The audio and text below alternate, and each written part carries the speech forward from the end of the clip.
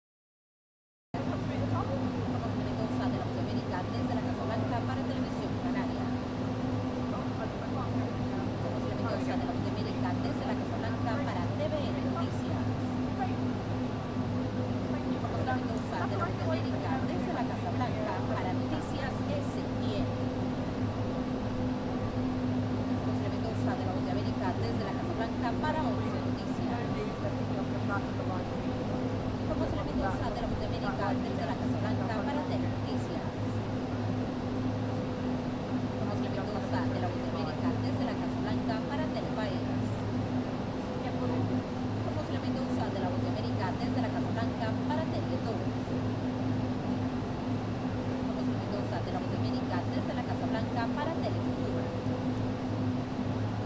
Conoce la Mendoza de la Voz de América desde la Casa Blanca para El Noticiero. Conoce la Mendoza de la Voz de América desde la Casa Blanca para El Noticentro. Conoce la Mendoza de la Voz de América desde la Casa Blanca para Todo Noticias. Conoce la Mendoza de la Voz de América desde la Casa Blanca para Canal 4. Conoce la Mendoza de la Voz de América desde la Casa Blanca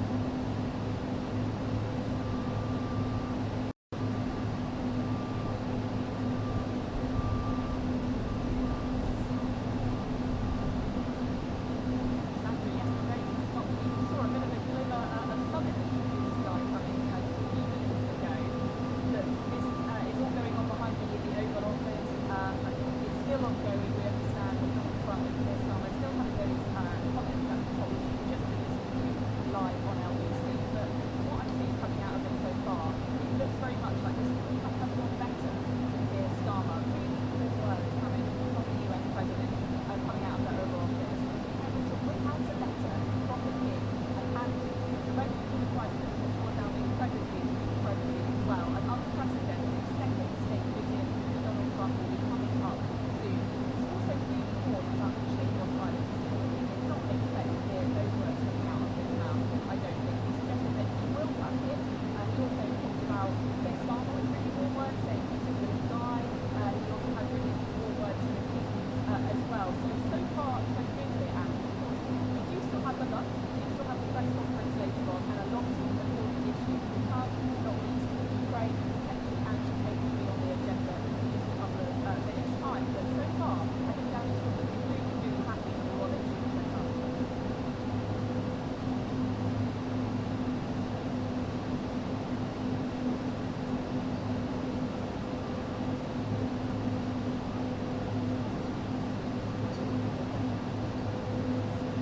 You don't want to come back here? What do you think, guys?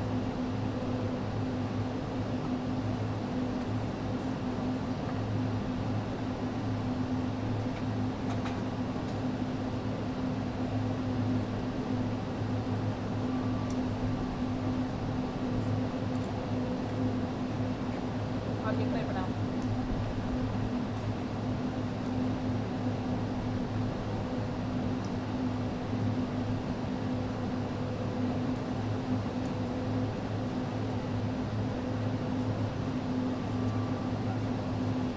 Yeah, yeah, sure. I'm just checking if everyone come back.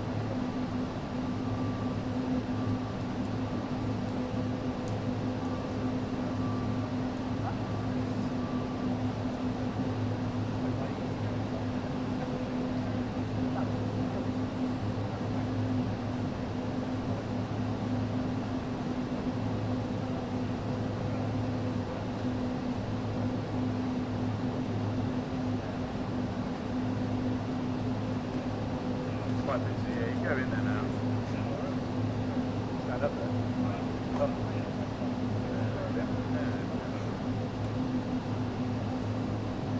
So, James, I'm just going to check that they don't come back. I'm just checking that they don't come back.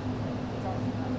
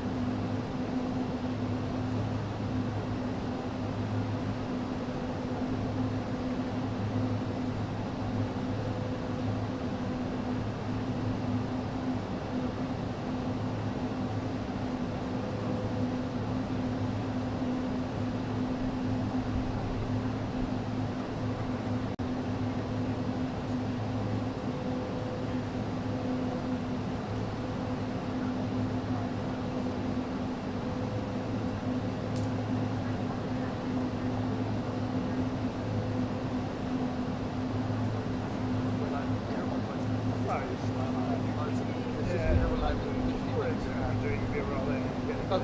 No worries. Just double check. Yeah, of course.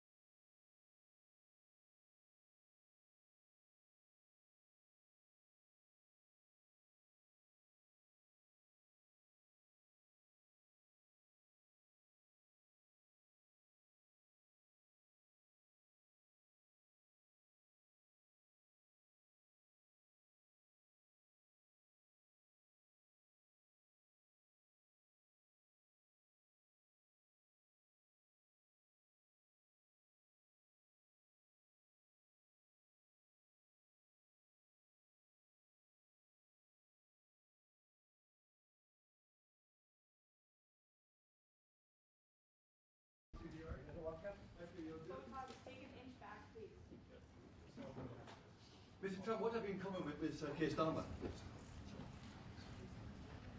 Thank you very much. It's a great honor to have Prime Minister Starmer in the Oval Office. It's a very special place, and he's a special man. And the United Kingdom is a wonderful. This is a wonderful country that I know very well. I'm there a lot, and I'll be going there, and we expect to see each other in the near future. We'll be announcing it, but we're going to be discussing many things today. We'll be discussing Russia-Ukraine. We'll be discussing trade and lots of other items. And I think we can say that we're going to be getting along on every one of them. We've had a tremendous relationship, and frankly, the Prime Minister and I have met twice before, and we get along very famously, as you would say. And I look forward to it very much. We look forward to the day and the meeting. We'll be having a luncheon after this, and then another work session, and I believe we're going to have a press conference at the end. So I look forward to it. And Mr. Prime Minister, thank you very much. Thank you. Thank you, Mr. President. Can I say thank you for your hospitality, for your leadership? We have met a number of times, we've talked a number of times, and we have had a very constructive conversation. I'm sure we will today. And of course, our countries have been bound together for a very long time now. The closest alliance, I think, of any two countries when it comes to prosperity and security. And I know that together we will strengthen that even further. And on issues like Ukraine, thank you for changing the conversation to bring about the possibility that now we can have a peace deal. And we want to work with you to make sure that peace deal is enduring, that it lasts, that it's a deal that goes down as a historic deal, that nobody breaches, and we'll work with you to make sure that that absolutely happens. And it is my pleasure to bring from His Majesty the King a letter. He sends his best wishes and his regards, of course, but he also asked me to bear this letter and bring it to you. So can I present the letter from the King to you? Thank you very much. Am I supposed to read it right now? Yeah, please do. I will do. I've got to tell him what your reaction is, so I need to know. I need to know. He is a great gentleman. A great, great gentleman.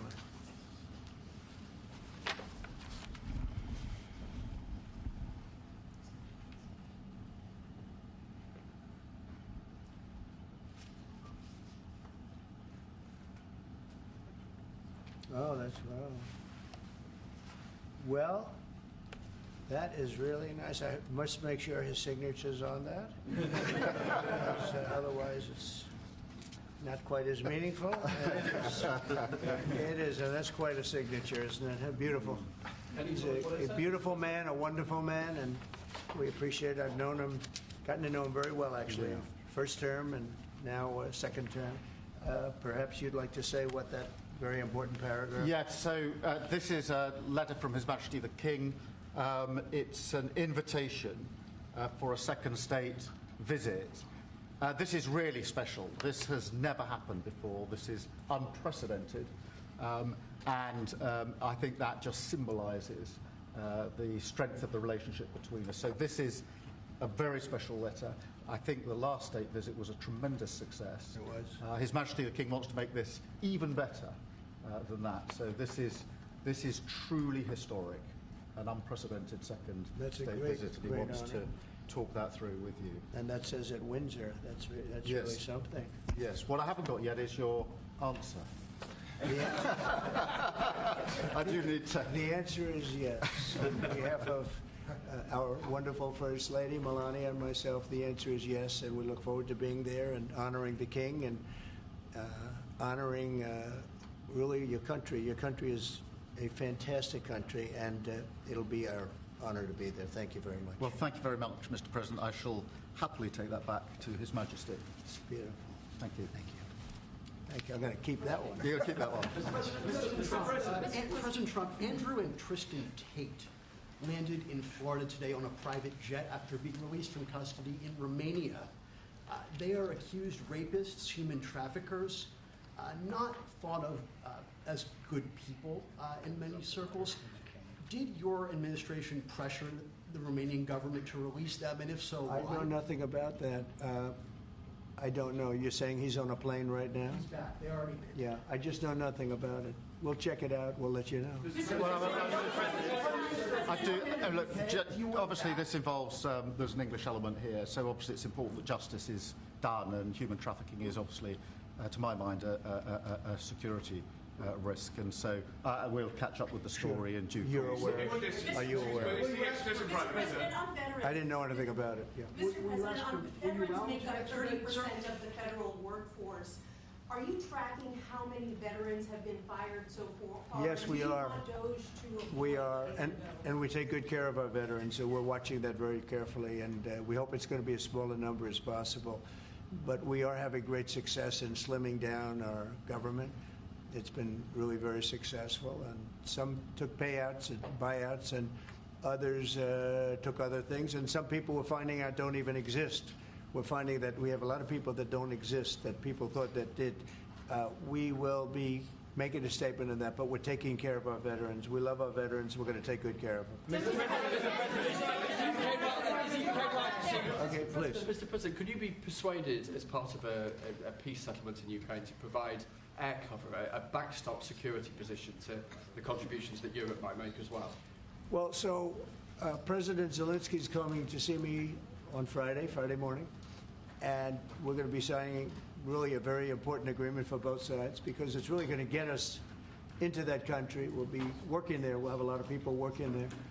And so in that sense, it's very good. It's a backstop, you could say. I don't think anybody's going to play around if we're there with a lot of workers and having to do with rare earths and other things, which we need for our country. And we appreciate it very much. And I look forward to seeing him. We'll be talking about it, and we'll also be talking about that today with the Prime Minister.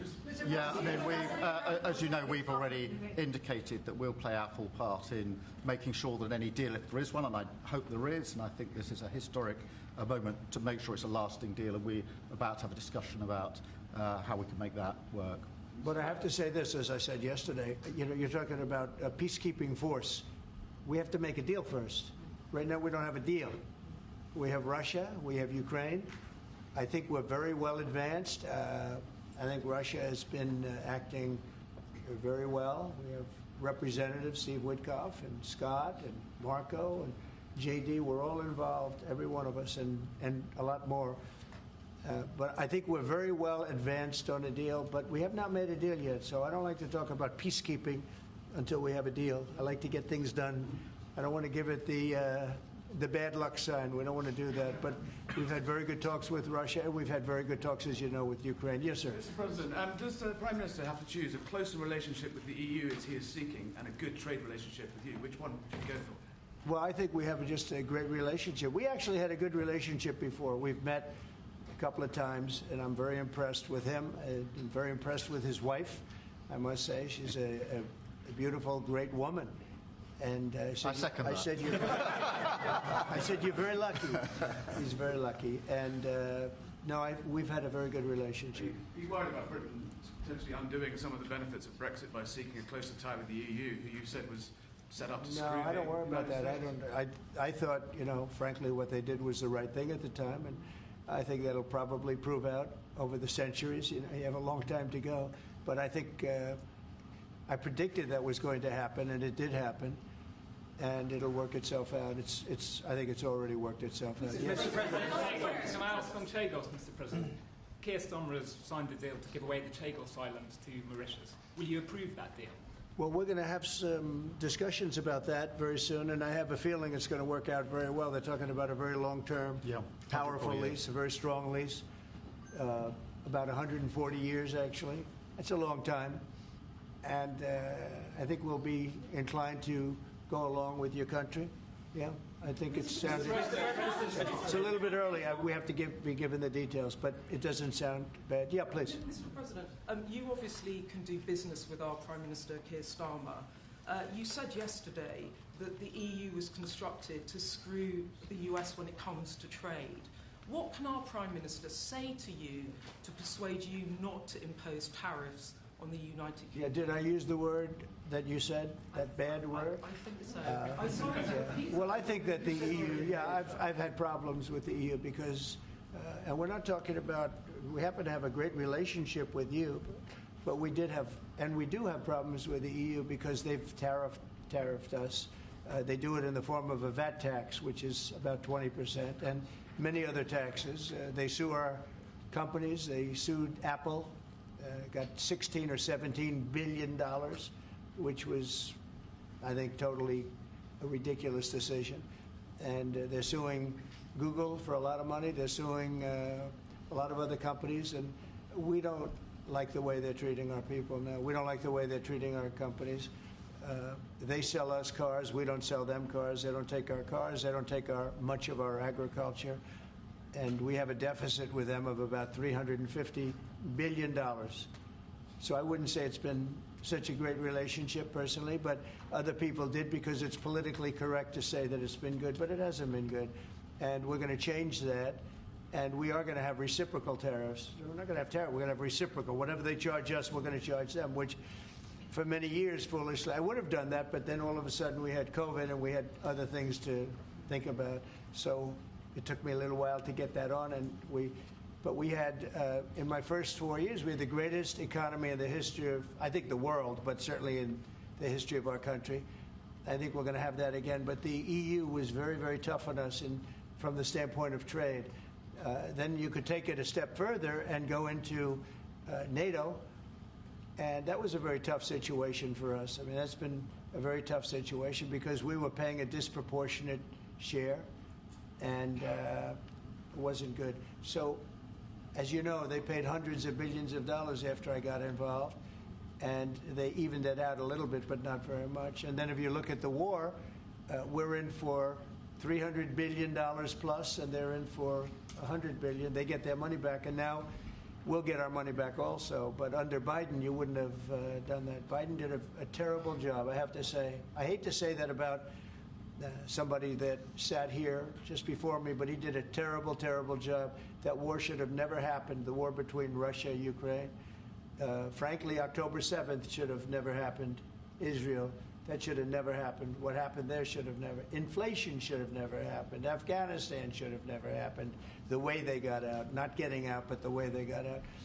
So, but I can say that as far as we're here for a different reason, we're talking about a very different place, and this is some place that I have investments there.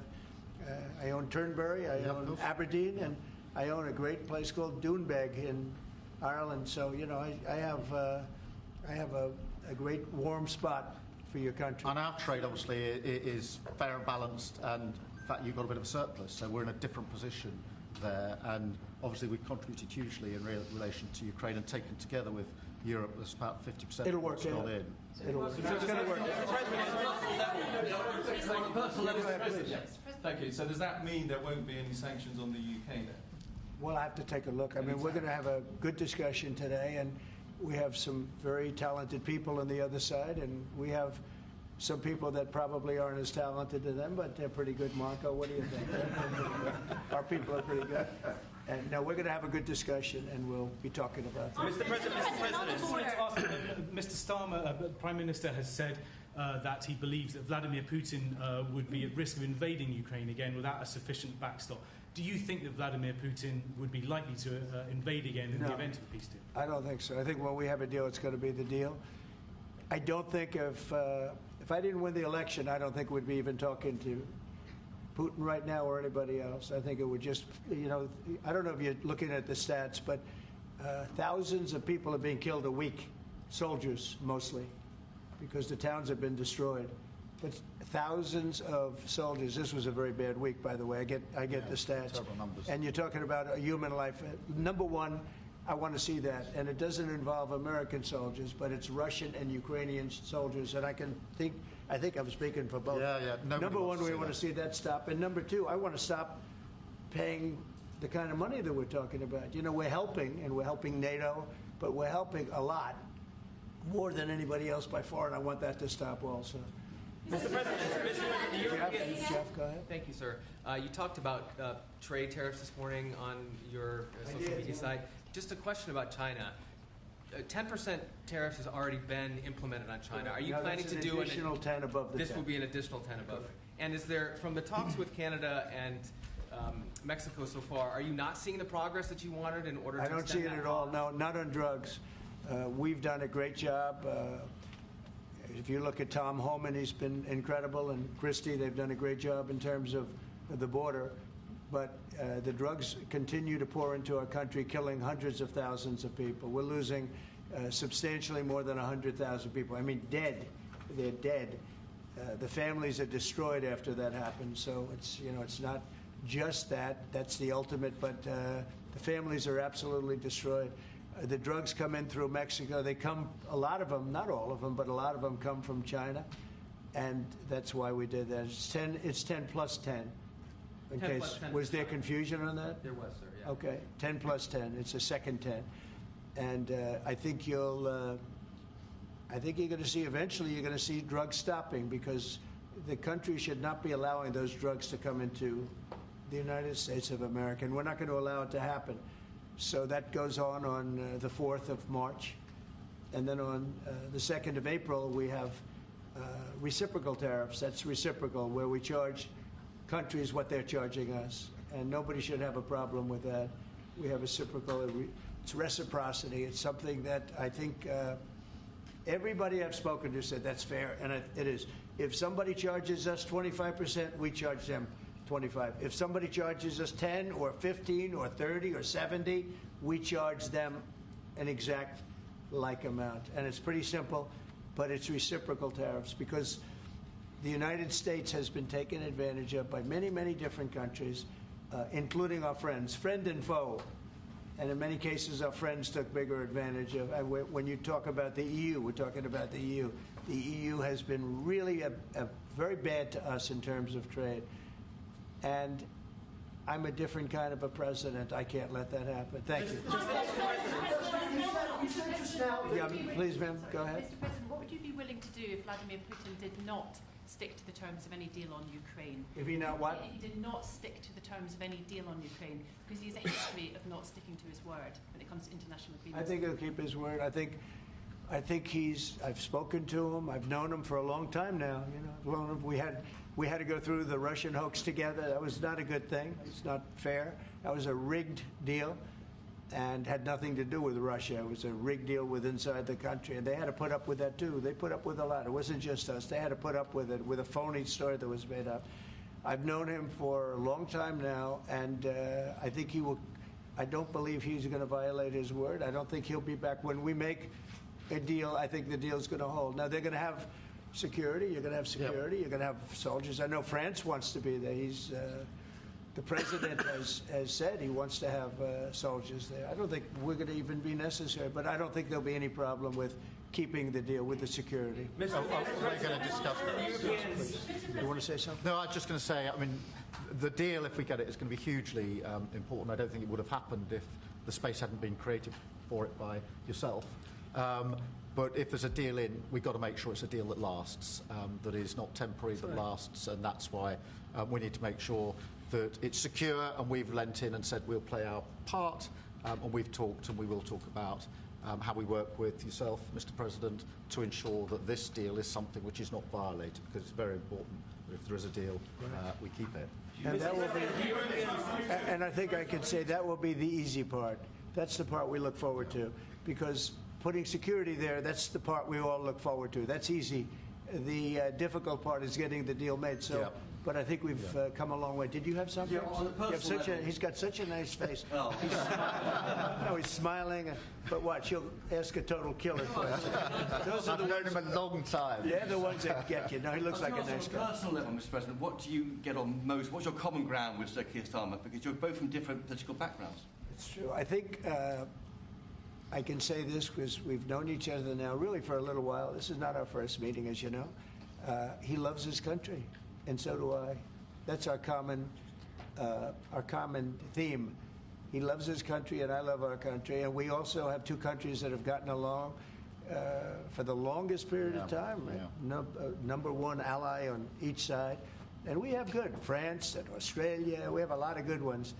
But we've had a long-time relationship, a long time, hundreds of years.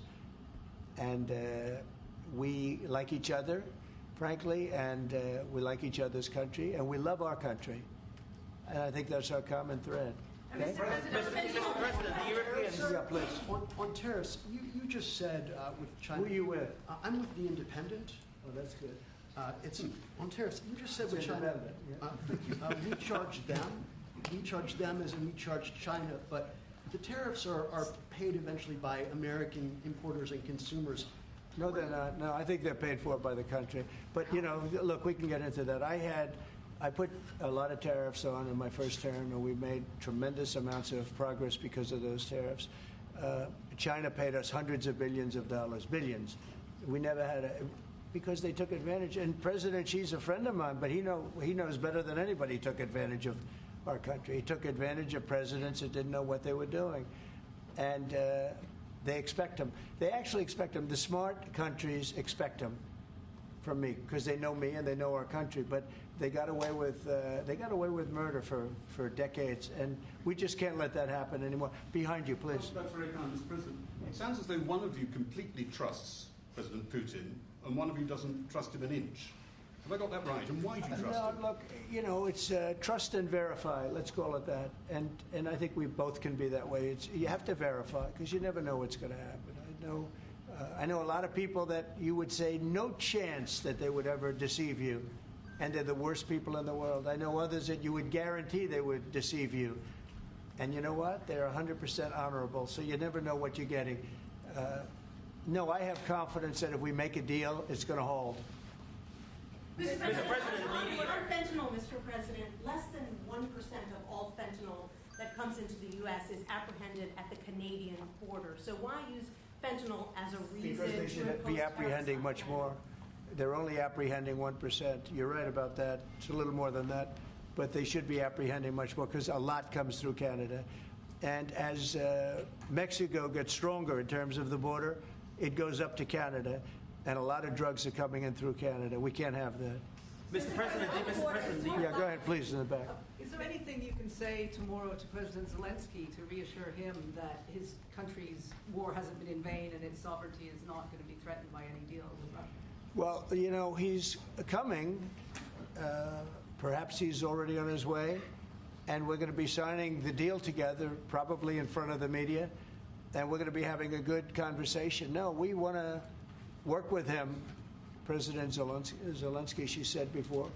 We want to work with him, and we will work with him. I think the president and I actually have had a very good relationship. It maybe got a little bit testy because we wanted to have a little bit of what the European nations had. You know, they get their money back by giving money. We don't get the money back. Biden made a deal. He put in $350 billion. And I thought it was a very unfair situation. We're not getting all of ours. I mean, quite a bit of ours was gifted. It was given. There were some loans, but mainly it was gifted, actually.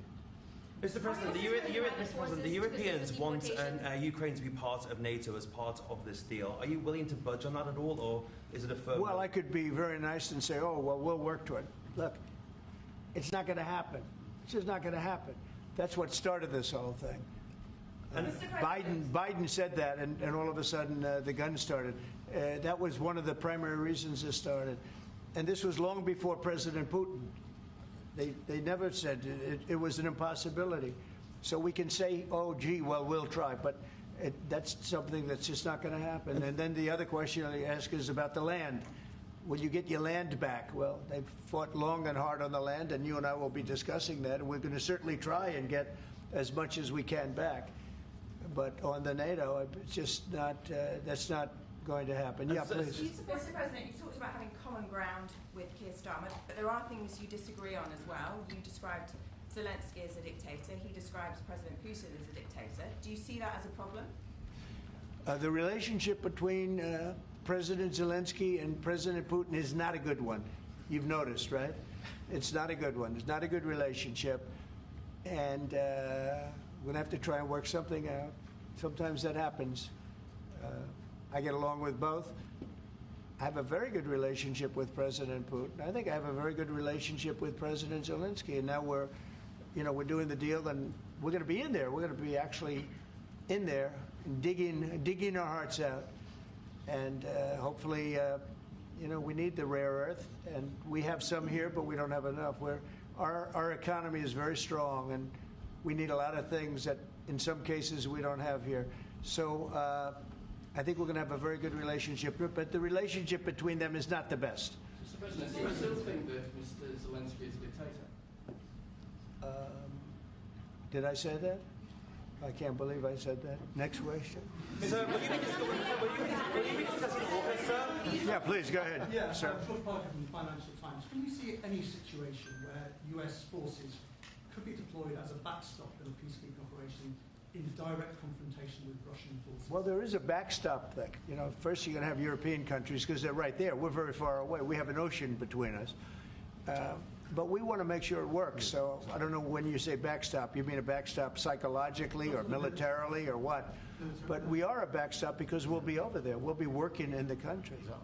We're going to be, that's a great thing economically for them because, you know, when you talk about economic development, we're going to have a lot of people over there. So we'll be working in the country. So I just don't think you're going to have a problem. I think when we have an agreement, you can say whatever you want about security, who's going to do it or all, and that's going to be a very pleasant conversation. The hard conversation is, will we have an agreement? And I think the answer is yes. I think Russia will agree, and I think that I really believe Ukraine will agree also. So will you discuss AUKUS as well? Just to follow up on that, if British troops are in Ukraine keeping the peace and get attacked by Russia, will you come to their aid? If the British people are in Ukraine and they get attacked, If British soldiers in Ukraine. you know, I've always found about the British, they don't need much help. They can take care of themselves very well. You know what? No, it sounds like it's evasive, but it's not evasive. You know, the British have been incredible soldiers, incredible military, and they can take care of themselves. But if they need help, I'll always be with the British, okay? I'll always be with them. But they don't need help. You look at their career. You have done very well over the years, haven't you? We have. I'm very proud of our country. And but we've also always been there backing each other up between our two countries. That is why this is the greatest alliance for prosperity and security I think the world has ever seen. Whenever necessary, we've absolutely backed each other up, and that's at the Could you take on Russia by yourselves? Well... All right, one or two more. Yes, ma'am? In his remarks at the Munich Security Conference, Vice President Vance condemned free speech violations in the UK, particularly. Could you respond? What is your message? I have an idea. We have the man right here. Come on. Let's go, JD. We're putting you on stage. Great. Yeah, look, I said what I said, which is that we do have, of course, a special relationship with our friends in the UK and also with some of our European allies. But we also know that there have been infringements on free speech that actually affect not just the British. Of course, what the British do in their own country is up to them, but also affect American technology companies and by extension American citizens. So that is something that we'll talk about today at lunch.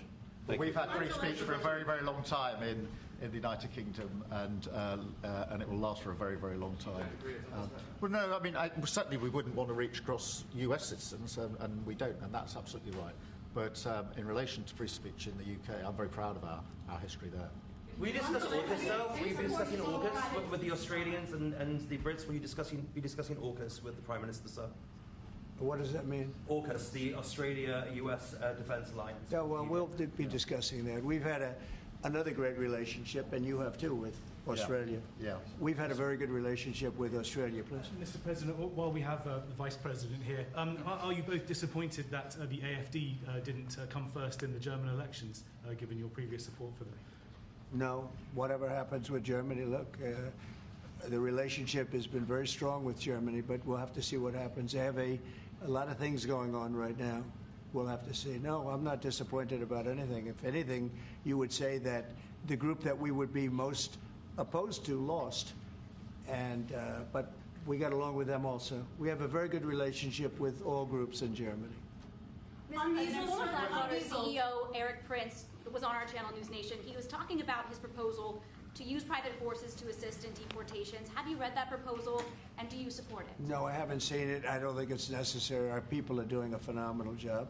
I wouldn't be opposed to it necessarily, but I'd go to our military people, and I'd go to Tom Homan and Christie. I'd go to the various and ask, but I don't see it as being. We're doing unbelievably in getting people out, getting criminals out, people that should have never been here that the Biden administration, with their stupid open borders, should have never allowed. They came in from prisons and jails and mental institutions, and gang members and drug dealers coming into our country like this. We're getting them out, and we're doing really well. I mean, the level of effectiveness has been incredible. Everybody's talking about it. How about one more? Mr. President, you've asked. Mr. President, one on the Middle East. Go ahead. You look so nice. Here we go. Here's the kill. Mr. President, are there areas specifically of Ukraine that you're talking about in giving back, specifically Crimea? Have you gotten to those details yet on such an agreement? Well, you mean the areas that were taken? Yes. There are a lot of areas that were taken. Yeah, we've talked about it. A lot of the sea line has been taken. And we'll be talking about that, and we're going to see if we can get it back, or get a lot of it back for Ukraine, if that's possible. We'll be seeing about that, okay? Thank you very much, everybody. Thank you, Chris. Thank you very much. Chris. Appreciate it. We're heading out. Thank you. Thanks, guys. He's answered 1,009 Thanks, questions guys. the first 30 days. Number 2 is Obama, 180. The first 30 days.